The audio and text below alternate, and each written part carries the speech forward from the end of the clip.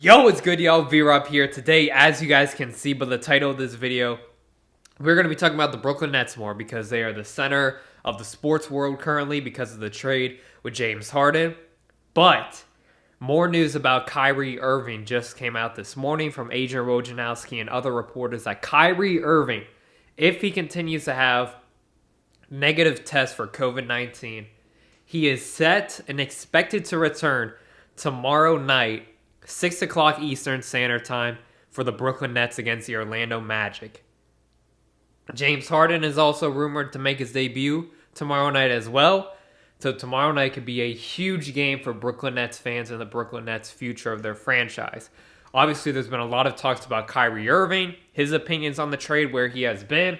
I'm going to be talking about that. I'm also going to be talking about my expectations for James Harden and the Brooklyn Nets in these first two games altogether and for the rest of the season. Without further ado, y'all, let's get it, let's go, and let's talk about the Brooklyn Nets. So to start this video off, I think it's important that we talk about Kyrie Irving. Kyrie has been away from the team for over a week now.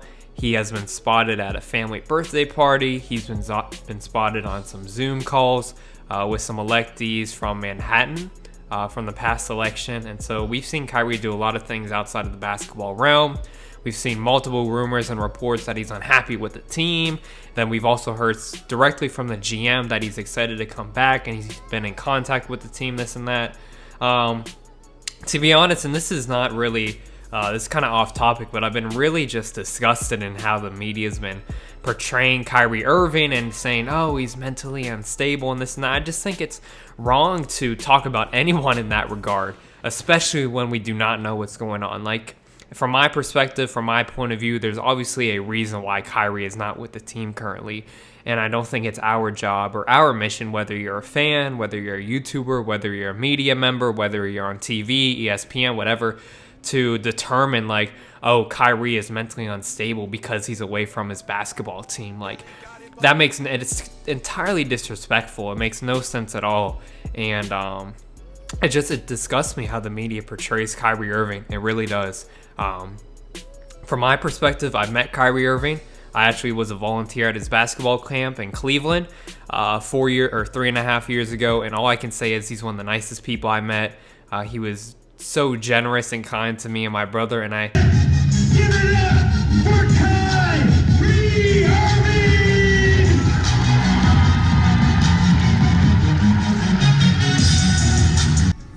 Let's give Jack a round of applause. He was here early. Kyrie, he is fired up. Number one pick.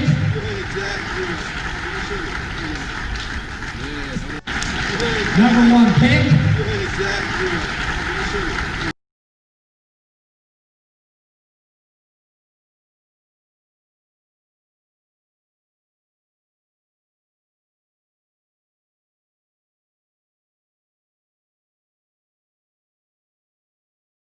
Really am disgusted in how the media has portrayed Kyrie Irving just because he's an open-minded, free-spirited person. You know, I got so much love for Kyrie and his perspective on the world and on this thing we call life. But that's just my opinion. But news came out today that he'll be fined $50,000 by the NBA for violating health and safety protocols due to the fact he went to the private indoor birthday party. And then it also came out from Adrian Wojnarowski that if he continues to test negative and clears protocol, Kyrie will be available and is expected to play tomorrow with the Nets game against the Orlando Magic.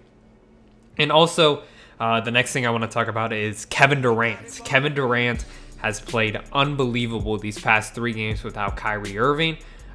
Kevin Durant missed the 3 games prior to because he was found in contact tracing for COVID-19. He did not test positive though. But in these 3 games in his return, the Nets have been 2-1, and Kevin Durant has been averaging 32 points a game, along with 8 rebounds and 8 assists. Also shooting 62% from the field and almost 52% from 3. An unbelievable performance. The last 2 games they've won, a 6-point win against Denver and a 7-point win against the New York Knicks. Durant has scored 34 points in the game against Denver, along with 13 assists and 9 rebounds, and then 26 and 6 against the New York Knicks. I've been so impressed with how Durant has been looking. Overall, I mean, this entire season since he has returned from his injury, he's been averaging 29 points a game in the 9 games he's played as a whole, shooting 54% from the field, 46% from 3, and 86% from the free throw line. He has not lost a step at all. After his horrendous Achilles injury, which I think has surprised a lot of people, he's been looking fantastic, and in my opinion, is one of the front runners to win MVP. Now hopping into James Harden. James Harden is expected to make his debut for the Brooklyn Nets tomorrow against the Orlando Magic. He's also been getting rapid COVID tests. If he continues to test negative, it is expected he will make his debut Saturday night. He will wear number 13, and I believe he is expected to make his media debut, meaning his first interview session with the Brooklyn Nets and probably with Steve Nash and the GM as well this afternoon. So we'll probably hear more stories, more conversations on the Nets' decision to make the trade. Currently, the Brooklyn Nets are 7-6 in the Eastern Conference. They're currently 6th. They've won their last 2 games. And to be honest, obviously Kevin Durant has been out for a few games. Kyrie has missed 3 games as well. I've been disappointed in them. You know, watching their first 2 games against Golden State and Boston, they looked dominant. They looked like a title contender. You know, this is, after watching those 2 games, I remember telling people, like, I don't know how this team is not the front runner to win, you know, the Eastern Conference. And I still believe that they're going to win it, especially with the trade they just acquired for James Harden. So, but yeah, I think 7-6 is a disappointing start for their team nonetheless. Obviously, like I said, they've been out with injuries, this and that, but I've been disappointed. And as I was talking about the trade, they did lose a lot of players. They did lose a lot of key players in their rotation. They lost Jared Allen. They lost Taurean Prince. They lost Karis LeVert. And they lost Kirkus. So, to be honest, y'all, their depth chart is not looking too good right now. Their starting lineup, as we predict, will be Kyrie Irving, James Harden, Joe Harris, Kevin Durant, and DeAndre Jordan. Off their bench, they have Jeff Green. They got Bruce Brown. They got Nicholas Claxton, who's currently injured. And besides that, y'all, it's really not that strong. So I really think they should be going for some free agents, and there's 3 roster spots now available because of the trade. Some free agents I can expect them to hunt for to go after are Tyson Chandler. Obviously, he has a relationship with James Harden and Mike D'Antoni, playing for the Rockets 2 seasons ago. He's currently in China. DeMarre Carroll obviously played for the Brooklyn Nets 2 seasons ago.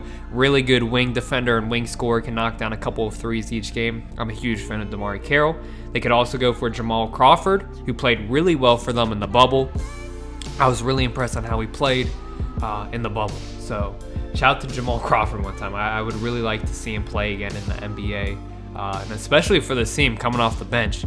I think that'd be really interesting. Iman Shumpert obviously played for the Brooklyn Nets as well. Good friend of Kyrie Irving's also. Can score the basketball. Good wing player. Can play a little bit of defense.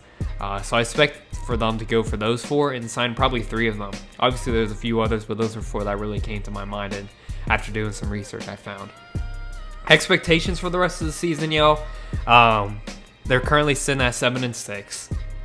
I believe they will finish as a top 4 seed in the Eastern Conference, probably a top 3. And to be honest, like, I think this trade is really going to make them dominant. I think they're going to breeze through the Eastern Conference. Maybe the 76ers can give them a little trouble because of their size. Maybe the Celtics can win a game or 2, but I do not see any team going 7 games with this team. I mean, I'm just going to be completely honest. Like, I don't see any team winning more than 3 games against them, more than 2 games in a series in the East. I think they're the clear-cut favorites now to win the Eastern Conference, and I believe the NBA Finals will be between the Lakers and the Nets. I think that'll be a very, very, very highly anticipated series. I mean, you have 5 of the most popular players in the NBA: LeBron, AD, KD, Kyrie, and James Harden. There's a ton of storylines there with Kyrie against LeBron, KD against LeBron. I mean, I think it's going to be an unbelievable series, and I think they're going to really make that highly anticipated. I think they're going to really amp up that matchup, and they do not play till, I believe, February 19th. So we got about a month to see those 2 teams play, but I think those two, in my opinion, are easily the two best teams in the league. So let me know what you guys think down below, man. I think overall this is a good trade for the Nets. I think Kyrie Irving will be back very soon. I think we will see all three of them on the floor tomorrow night against Orlando. And I believe it will be a very successful season and many years to come for the Brooklyn Nets and their franchise. They're clearly the team in New York now officially. So yeah, let's see what happens. I still think the Lakers are going to win the chip. I think it will be pretty close. But let me know what you guys think down below. Make sure to leave a like and subscribe if you guys are new. I'd greatly appreciate your guys' love and support. Make sure to keep going. Keep staying strong during this pandemic, man. I'm praying for all of y'all. I hope nothing but greatness and blessings come to you in this new year of 2021. And we're grinding every single day. So I appreciate your guys' love and support. VARMY is out this thing, y'all. Peace.